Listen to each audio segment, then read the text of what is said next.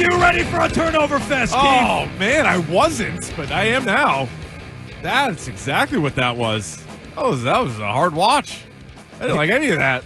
That's the right way to say it. Yesterday was a taxing, hard watch. Brutal. They would turn it over multiple times going into the end zone yesterday. Oh, yeah.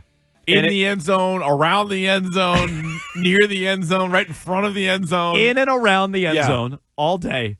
And they'd go to commercial break, and I just sit there like I didn't even have the heart to like flip the channel. I'm like, what? It was a tough watch. It's like, woof. And it was such an incredibly winnable game. Like they played like absolute garbage, and they were still moving the field down the field at the end of the game with a chance to tie it. And then who knows? Does Vrabel go for 2 and try to win it? Do they go to overtime and maybe win it there? Even though they're just putting the ball on the ground, they're throwing it to the other team. It was a mess and a slog of a game. And even the Steelers, they got up to that hot start, and then their offense just disappeared too. And it was right there. And that's one of my takeaways that I feel strongly about is that there are probably 5 great teams, 5 trash teams, and 22 other NFL teams that are all about the same. And whoever wins like the turnover battle, like as simple as that, like whoever like wins the turnover battle on that day can beat the other team. And then that's why you're going to have some of those 22 are going to make the playoffs. Some are going to be picking in the top 10, but they're not separated by a whole lot. And this Patriots team is a great example where they don't have this big room for error. And that's why like last week we're like, you can't miss extra points. Like you can't miss extra point. You need every freaking point you could possibly get. Just like you can't turn it over that many times. And they're not going to have 17 clean games. Obviously, no team's going to have 17 clean games. But like 5 turnovers is ridiculous because Pittsburgh is not that good. Miami's not that good. Vegas is not that good. Maybe New England not that good. No, maybe not. So they turn it over 2 times inside the 5 yesterday. It's the first time they've done that as an organization since 1978. Oh, 78 was not a good team. No, inside the opponent's 5. It's also the first time they've turned it over 5 times in a game since November of 2008. Note that was not a Tom Brady game. I was going to say, nope, no Brady. But they had 5 turnovers against the Steelers in 2008. So an ugly, ugly day for the Pats. You want to vent about it, talk about it, discuss it. You can do that all day long here on a Patriots Monday on Jones and Keefe. 617-779-7937. That's your phone number and your text line. You can interact on Twitter and Instagram at Jones and Keefe. Watch along and chat. Twitch.tv/Boston WEEI. Always a healthy chat going on Twitch. Do the same on YouTube. Just subscribe to WEEI. We'll take you through week 3 of the NFL and what happened coming up a little over an hour from now, less than 90 minutes from now at 11:30. We'll also be joined today, as we are every Patriots Monday, by Hunter Henry and Christian Ellis. How do you lose a game like that, Keefe? The self-evident answer is the turnovers. But when I ask the question, here's what I mean. Mm-hmm. They dominated yesterday. Dominated. And you look at how they were able to outperform Pittsburgh. They had more first downs, +9, 26-17. More total plays, 71-49, +22. More total yards, 166 more total yards, 369. Nice. To 203. Yeah. Better yards per play, more passing yards, more rushing yards, fewer penalties and penalty yards, believe it or not. They had almost 7 more minutes of possession, but you get smoked in the turnover margin. You had 4 more turnovers, 5-1, compared to Pittsburgh. They dominate that game and still lose. What does that say about this Patriots team? Yeah, they don't. The thing that Mike Vrabel talked about during camp was, there's good, bad, and the bleep that gets you beat, and they got to figure that stuff out. They have not figured that stuff out. They're not as disciplined a team as we had all hoped. That you thought the change of Mike Vrabel and this experienced coaching staff would sort of bring to the table this year. It hasn't been the case. Every week there's a million penalties. This week you add a bunch of penalties to 5 turnovers, which is just almost impossible to overcome. And part of that is the nature of said turnovers. I've brought this up a lot where, like, it's one thing if it's 3rd and 15, at the 50-yard line and you chuck it down the field and it gets picked. Yeah, it goes down as a pick. Or you hit a receiver in the hands and he kind of coughs it up, which happened to Drake May last year. And like what? Or there's you just march the ball 90-plus yards down the field and then you don't throw the ball high enough in the end zone and it gets picked off. Like, that is soul-crushing. So it looks like, hey, you just put up like 100 yards of offense, but you didn't even get a field goal. You didn't get a single point out of that. And so they fell behind early in the game, and so it's 14-0, and that's all Pittsburgh really needed. Like they were able to get all these turnovers. A lot of it was self-inflicted by the Patriots, but yeah, they haven't been able to clean up a lot of this stupid stuff from a year ago. No, and you just said it. I mean, you're leaving points on the board when you go all the way down the field. They went 17 plays, and then threw a pick in the end zone.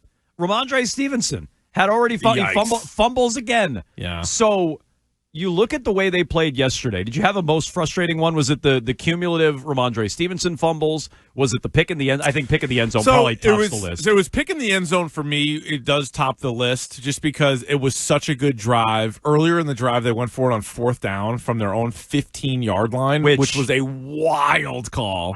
It was good wild. for them. Like, that's me playing video games. Yeah. That's not like real life NFL. You'd have a better play call. Well, that's what I was going to say. I would not pitch it 8 yards in the backfield. I got to be honest. And then do it again later. I didn't really hate. They did it twice. Yep. And I can't believe it worked both times. But I didn't really hate going for it. I despised the play call. I couldn't believe that. I was really happy they went for it because I am like Brandon Staley. I would go for it on every 4th down. I'm also not a head coach in the NFL. And so I was like, that takes a lot of stones there, as it were, or whatever you want to call it. But they get it. They barely get it. Because what would we have been saying if he gets tackled for a 2-yard loss and now the Steelers have the ball on the 12-yard line going in? You'd be like, that's it. You're sort of saying the game is right here. Yeah. And what does it say about Vrabel and his lack of confidence in the team overall? Like, he's like, I got to do this or else we got no shot. So he's probably like, go ahead, Josh, run and play. Then Josh runs out and Vrabel's like, are you serious? Are you serious? No, but but it was because of that. Like, that is insane. Like, you need to go all the way down and score. Then it's like, it feels like even more than 7 points. And you were so close, you were knocking on the door, and I didn't love all the play calls down there either. And I'll say this about Drake May. I was surprised that all these people, and I think you were saying it too, were like on Twitter yesterday being like, well, the pass got tipped. Well, it's a meaning tip like ball, it's Jones. not an interception. All right. I after the pick. Throw it to the back pylon. I'm not trying to be Joey quarterback here, but throw it high and over Hampton or Hayward and over the corner. Kayshon Boutte would have been wide open, easily in the end zone, and he would have scored. Keefe, you never played. Boomer Esiason said the same thing. He's an NFL MVP. He said the same thing this morning. Drop back, throw it up over everybody. You could watch the replay again. He was wide open. The ball wouldn't have gotten tipped in that case. So that one was that was the most frustrating of a day where there were several frustrating plays, but that would be number one. I can't let the franchise, quote-unquote, franchise quarterback off the hook for getting the ball tipped at the line of scrimmage that goes right into the defense's hands after a 17-play, 92-yard drive where you don't get any points and you lose by a possession. And you went up for it on 4th and 1 from your own 15. I cannot let him off the hook. That was the most frustrating one. Yeah. The most frustrating situation, but then go ahead, was Rhamondre Stevenson with all the fumbles. I was going to say the situation, and then like where the second one also came from. We were joking about in the end zone, right before the end zone. So you're about to score. You're about to, what was that? Take the lead or tie it? Maybe that was to tie it. Hang on, that was to take the lead, wasn't it? Okay, yeah, that was. Rodgers came out and threw that horrendously bad pick. Oh my God, yeah, to Spillane, right to Spillane's hands. And then, you were going to go in to tie it, which you eventually did, but, the game would have changed, I think, significantly there. Yeah, yep. And you fumble going into the end zone. It's the second fumble of the game by Rhamondre Stevenson. How about that? Just to speak to the game real quick, the third quarter, these were the possessions in the third quarter for both teams. Interception, fumble, punt, fumble, punt. That was what we saw in the third quarter. And as somebody who bet the over, Iowa game. I was like, I kind of need some points here, fellas. The Steelers ran 9 plays. Yeah. Interception, 3 and out. And the Patriots went fumble.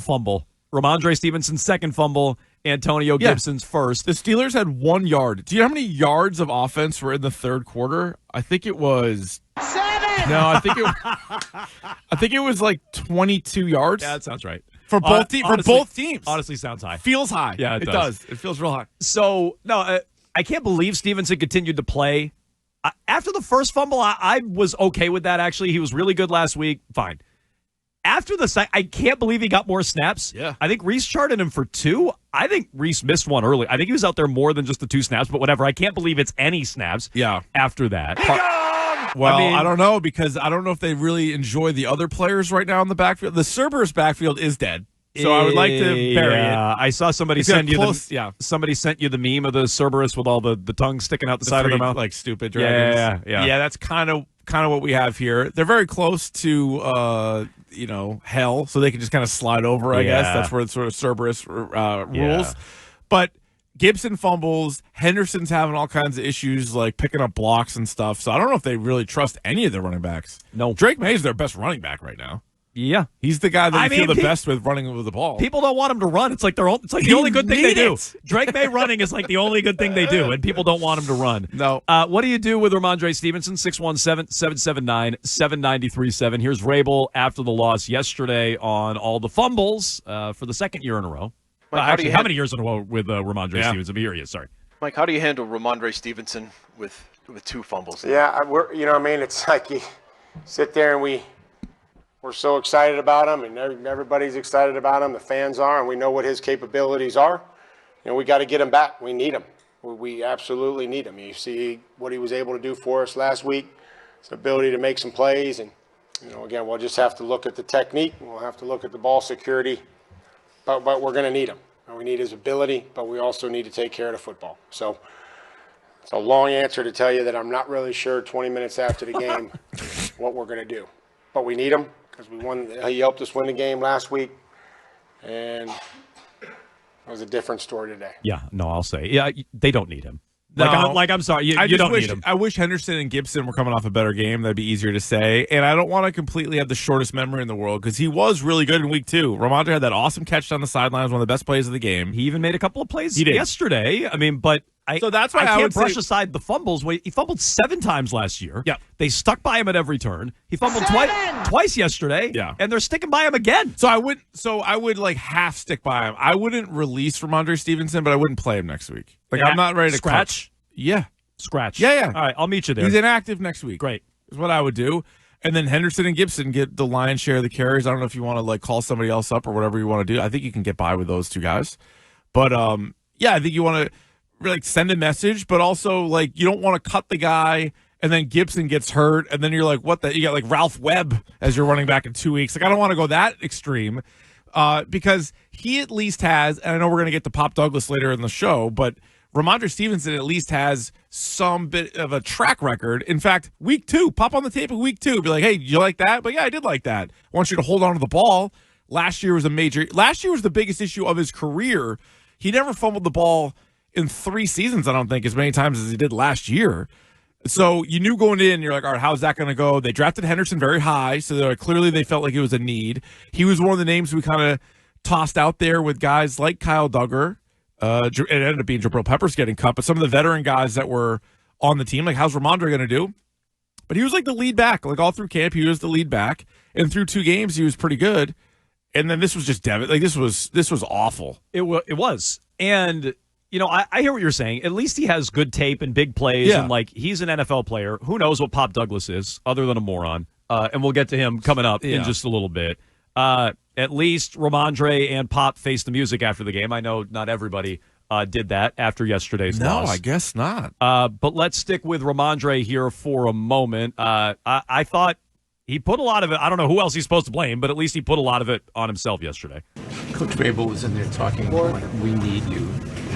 Those are his words. How do you feel about that? I mean, I appreciate it, but I got to hold on the ball for to have value and put value on this team. So if I can't help the ball, they don't need me.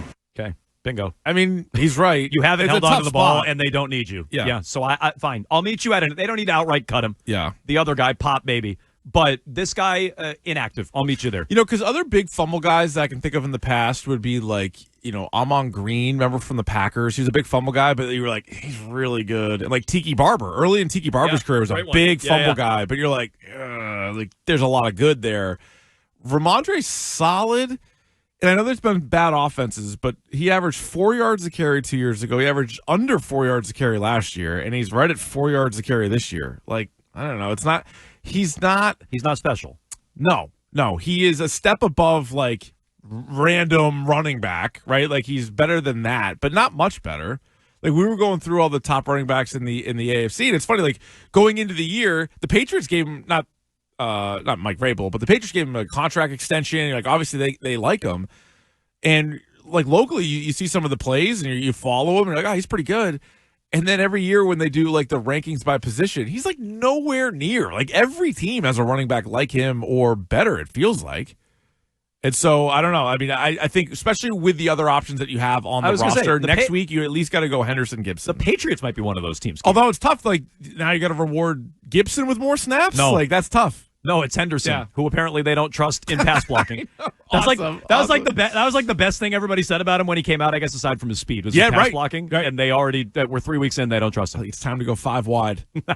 Although one of the wides we got to move him out. One of the wides cannot be Bob Douglas. I can tell you that.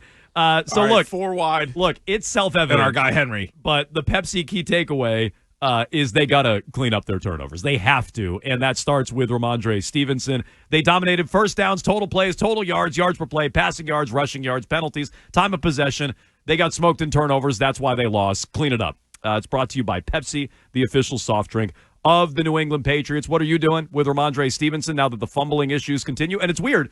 When you don't send a strong message to a player and he just keeps making the same mistake over and over and over again, boy, it's weird how he just keeps doing it over and over. It's almost like he never learned the lesson. That's weird.